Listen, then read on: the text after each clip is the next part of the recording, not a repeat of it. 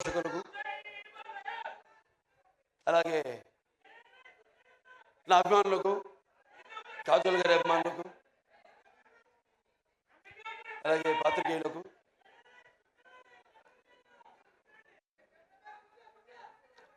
మొన్నటితో election canvassing అయిపోయింది. వచ్చా shooting మొదలు పెట్టేద్దాం మంచి ఊపిలో వచ్చాను. ఇప్పటిదాకా షూటింగ్ మొదలు పెట్టలేదు. సరే, దాంతో ఈ యొక్క ఫంక్షన్కి రావడం ఒక రకంగా ఏదైతే నేను ఈ 45 రోజులు 50 రోజులు మిస్ అయ్యాను అది కెమెరాని, ఇవాళ ఈ ఫంక్షన్ ద్వారా దాన్ని తీర్చుకుంటున్నందుకు చాలా సంతోషంగా ఉంది. ఎవరో మార్చు నిర్మాత బాబీ టిక్కా గారు, అలాగే శ్రీనివాస్ గారు అండ్ శశి కిరణ్ టిక్కా గారు, ఆయన సమర్పించిన సత్యభామ, సుమన్ గారు దర్శకత్వం వహించిన సత్యభామ సినిమా ఈ యొక్క టీజర్ రిలీజ్కి రావడం చెప్పాను, చాలా సంతోషంగా ఉంది. అలాగే నా ఆశీస్సులు సినిమాకి. ఎందుకంటే సత్యభామ అన్నది కొన్ని పేర్లు ఉంటాయి, ఆ పేర్లు వినగానే మనం తలుచుకోగానే మనలో ఒక తెలియని ఒక వెన్నముక్కలో ఒక కిలికించుతాలంటాం, అంటే ఒక వైబ్రేషన్. కొన్ని పదాలు ఉంటాయి వాడతాం మనం, కిలికించుతాలని. మన తెలుగు భాషలో అదే గొప్ప. మేము ఆదిత్య 369లో వాడేము ఆ పదం, కిలికించితాలలో జానవులు. ఇట్లాంటి భాష మన తెలుగు భాష. సరే, భాష గురించి కాదు ఇప్పుడు ఇక్కడ. అంటే ఒక అనుభవం మనకు కలుగుతుంది. అలాంటప్పుడు మరి ఒక సత్యభామ అన్న పేరు, అంటే శ్రీకృష్ణుడు మరి ఒక పారిజాత పుష్పాన్ని హరించడానికి వెళ్ళినప్పుడు ఎప్పుడన్నా మనం ప్రయాణాలప్పుడు కూడా గుర్తుపెట్టుకుని కొంచెం, నేను ఎప్పుడు ఈ మంత్రాన్ని ఉచ్చరిస్తూ ఉంటాను. ప్రయాణే గరుడారూఢం పారిజాత హరం హరిం సత్యభామ యుతే ధ్యాయేత్ సర్వకార్యార్థ సిద్ధయ్య అంటాం. దేవుని తలుచుకుంటాం, ఓకే, శ్రీకృష్ణుడు రాముడు వీళ్ళని. కానీ ఆ పక్కన ఎవరున్నారు? యుద్ధానికి వెళ్ళినప్పుడు ఆ పారిజాత పుష్పాన్ని హరించడానికి వెళ్ళినప్పుడు పక్కన సత్యభామ ఉంది. సో ప్రయాణే గరుడారూఢం పారిజాత హరం హరిం సత్యభామ యుతం ధ్యాయేత్ సర్వకార్యార్థ సిద్ధే. అటువంటి పేరు సత్యభామ. అండ్ ఉమెన్ ఎంపవర్నెస్కి పేరు కూడా సత్యభామ. ఎందుకంటే మరి శ్రీకృష్ణుడు ఉండొచ్చు అష్టభార్యలని, కానీ వాళ్ళలో ఆయన్ని తన చెప్పు చేతుల్లో, అంటే ఒక సత్య విధేయుడిగా చేసుకున్న ఒకే ఒక భార్య, అది సత్యభామ. సో అలా వాళ్ళ కంపాటబిలిటీ చూస్తున్నాం మనం సొసైటీలో. ఎలా ఒకళ్ళొకళ్ళు మనం కంపేర్ చేసుకుంటూ ఆడ మగ. ఇవాళ నిజంగా చెప్పాలంటే మగాళ్ళే ఉన్నారు పెళ్ళిళ్ళకి ఆడవాళ్ళ కంటే కూడా. ఇవాళ ఆడవాళ్ళు కరువు అయ్యారు మనకి పెళ్ళిళ్ళకి. అలా ఉంది వాళ్ళ సమాజం పరిస్థితి. అంటే ఇక్కడ తప్పు పట్టడం కాదు, ఇది ఇప్పుడు వచ్చిన ఈ యొక్క దైనందిన కార్యకలాపాల్లో పడిపోయి ఎలాగైతే మనిషి ఈ అన్న వస్త్రాలు అనే అవసరాలతో పాటు సినిమాను కూడా ఎంచుకున్నాడో, అలాగే వాళ్ళ జీవితాలు కూడా మరి ఎలా వాళ్ళ కాళ్ళ మీద నిలబడాలి అన్నది దాంట్లో వాళ్ళు కూడా సతమతం అవుతూ ఆ దీర్ఘ వ్యధలో వాళ్ళు కూడా ఇవాళ ఇండిపెండెంట్, అంటే వాళ్ళ నిర్ణయాలు వాళ్ళు తీసుకునే వాళ్ళకి ఒక ధైర్యం, అలాగే వాళ్ళకి ఒక హక్కు, అది హక్కుగా మారడం. దానివల్ల ఇక మనం చూస్తున్న పరిణామాలన్నీ ఈ సమాజంలో. సరే, మరి ఇవాళ సత్యభామ అని పేరు పెట్టి మరి మేము చేసాం. అనిల్ రావుపూడి గారు, నేను మన భగవంత్ కేసరి, నేలకొండ భగవంత్ కేసరి, దాంట్లో గుర్తొస్తుంది సీరియల్లో క్యారెక్టర్ బనావ్ బేటీకో షేర్ అంది అన్నా నేను. దాంట్లో ఈవిడేమో బనావ్ కాచికో షేర్ అని. మొత్తం అసలు సినిమాలో చూస్తుంటే ఆ ఫైట్లు ఏంటి అసలు, యాటిట్యూడు అద్భుతం. అంటే ఆర్టిస్ట్కి ఒక కోణమానం లేదు, ఇదే పాత్రలు చేయాలి నేను. ఇప్పుడు నవీన్ చంద్ ఉన్నాడు, ఎంతోమంది ఇప్పుడు ఫస్ట్ మీరు డైరెక్షన్ చేశారనేది మేజరు, తర్వాత గూఢచారి. అలాగే పంపిణీదారులుగా కూడా ఎన్నో సినిమాలు పంపిణీ చేశారు.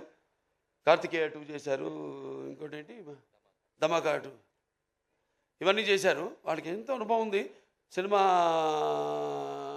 పరిశ్రమ గురించి. అంటే ఒక పంపిణీదారుల యొక్క ఇబ్బందులు, కష్టాలు, అలాగే ఒక నిర్మాతగా, అలాగే ఈరోజు మరి వాళ్ళ అంటే ఆయన ఒక డైరెక్టర్గా కూడా 2 సినిమా డైరెక్ట్ చేస్తున్నాడు కూడా. సో అలా అన్ని కలబోసి ఇవాళ ఒక సంస్థగా ఏర్పడి ఔరం ఆర్ట్స్ ఈ సత్యభామ అనే సినిమాని నిర్మించడం తప్పకుండా మరి వాళ్ళకి ఇంత అనుభవం ఉంది కాబట్టి తప్పకుండా అనుభవంతో రంగరించి మన ఉగాది పచ్చడిలాగా అన్ని నవరసాలను రంగరించి ఈ సినిమా తీసే ఉంటారు. డెఫినెట్గా పిక్చరు ఈ సినిమా మంచి ఘన విజయం సాధిస్తుంది అన్న నమ్మకం నాకు ఉంది. ఎందుకంటే టీం వర్క్ అలా ఉంది. ఇక్కడ మరి కెమెరామెన్ విష్ణు చూస్తున్నాం అంటే నేను ఎప్పుడు కెమెరామెన్కి ఇంపార్టెన్స్ ఇస్తాను ముందు. ఎందుకంటే డైరెక్టర్ ఒక మైండ్లో ఉన్న కాన్సెప్ట్ ఏదైతే ఐడియా ఉందో దాన్ని సరిగ్గా చూపించగలిగేది ఒక కెమెరామెన్. నేను కెమెరామెన్ అవుదాం అనుకున్నా మొదట్లో. అంటే అన్నిట్లో ఒక అన్నిటి మీద నాకు అవగాహన ఉండాలి, అన్ని క్రాఫ్ట్స్ మీద అన్న ఒక దృష్టితో. అలాగే ఎడిటరు చాలా ఇంపార్టెంట్ సినిమాకి. అలా ఒక్కొక్కళ్ళు అలా మరి శ్రీచరణ్ గారి సంగీతం, అప్పుడప్పుడు పాటలు కూడా పాడుతూ ఉంటా. మామా ఇక పెగ్గిల్లా. అలాగే ఇంకా చాలా పాడాను కానీ ఉన్నాయి అనుకోండి, ఇంకా వస్తే బయటకు వస్తే నెమ్మదిగా ఒక్కొక్కటి.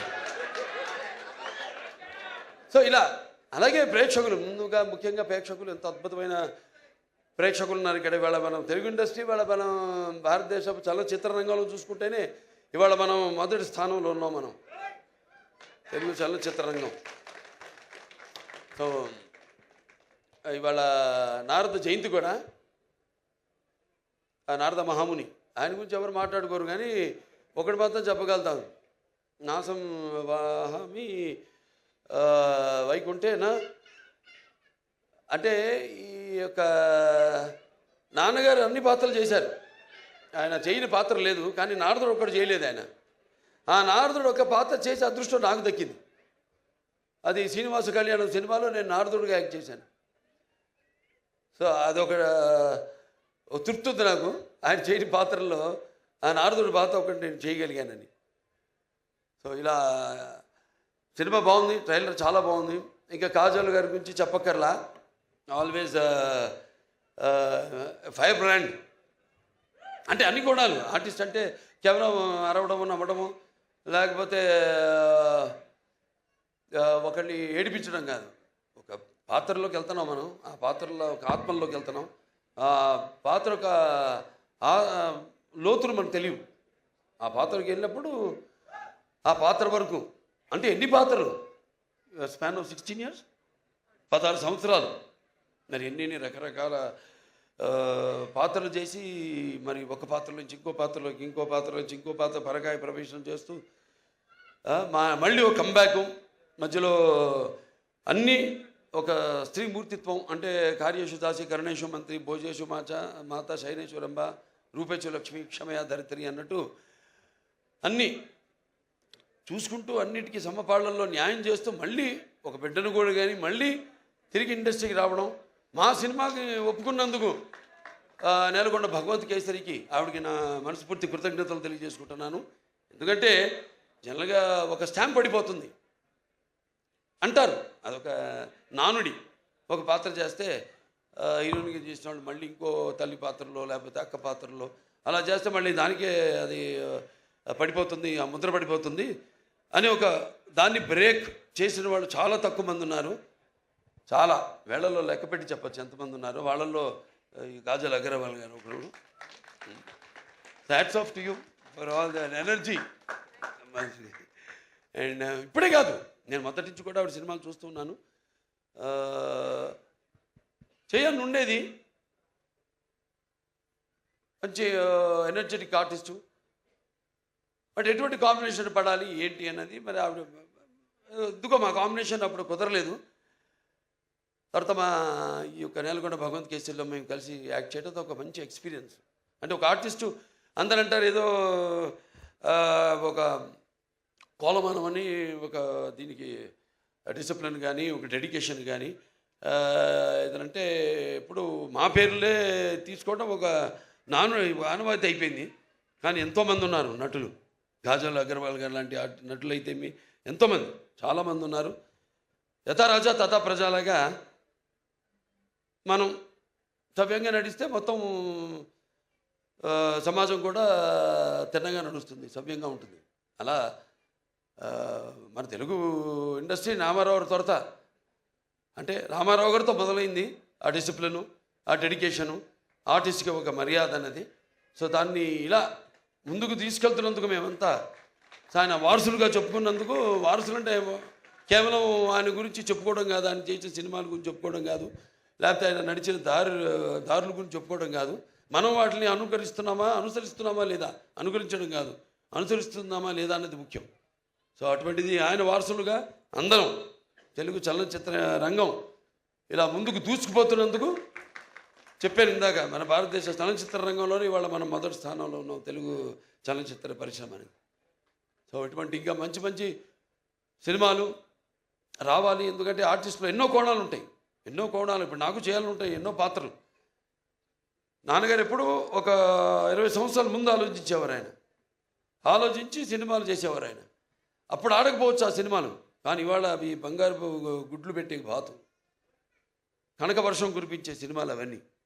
సో అలా ఎప్పుడు మనం ముందు నేను ఇంకా కొట్టుకెళ్ళగలుగుతున్నానంటే అంటే ఒకటి ఉంది హిందీలో, ఈవిడేదో తెలుగులో చెప్పిన డైలాగు, ఇది కభీ గిర్నా భీ అచ్చా హై అప్నా औकात का पता चलता है, जब कोई आगे बढ़ते उठाने को अपनों का पता चलता है, जो जिसे गुस्सा होता है वो अच्छे होते हैं और जो झूठ बोलते हैं उसको हमेशा हंसते हुए देखा है. అలా సమాజం అటువంటిది. సరే మన సినిమాలు మనం కొట్టుకెళ్ళడం, ఇంకా మంచి మంచి సినిమాలు ఇవ్వడం, ఇటువంటి మీలాంటి ప్రేక్షక దేవుళ్ళు ఉండగా బ్రహ్మాండంగా ఇటువంటి ఒక్కొక్క సినిమా విజయానికి వెన్ను తట్టుతూ మళ్ళీ ఇంకా ముందు ఇటువంటి మంచి సినిమాలు ఇవ్వండి అని ప్రోత్సహిస్తున్న మన తెలుగు ప్రేక్షకులు ఒక ప్రత్యేకత.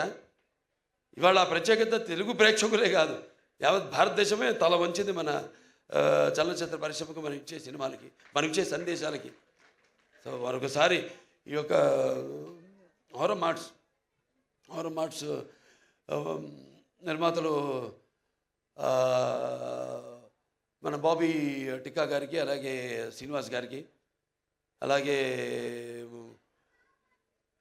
శశి కిరణ్ టిక్కా గారికి, అందరికీ మొత్తం యూనిట్ సభ్యులందరూ కూడా నా అభినందన తెలియజేసుకుంటున్నాను.